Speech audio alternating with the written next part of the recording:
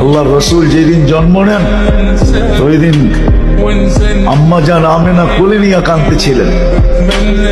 সবাই জিজ্ঞাসা করতেছে কাঁদো কেন? পরিবারের লোকজন, শ্বশুর বাড়ির লোকজন কেন কাঁদো? আব্দুল্লাহ নেই।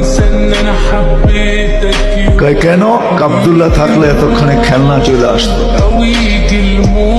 আল্লাহ যেন কানে কানে বলতেছিলেন আমেনা কাঁদিস না, আব্দুল্লাহ খেলনা আনলে আর কোথেকে আনবে? মক্কার বাজার থেকে পাথরের আনবে, কাঠের আনবে, প্লাস্টিকের আনবে, মাটির আনবে, সূর্য ডুবতে দে চাঁদকে খেলনা বানায় পাঠায়। আর ঘটছেও তাই।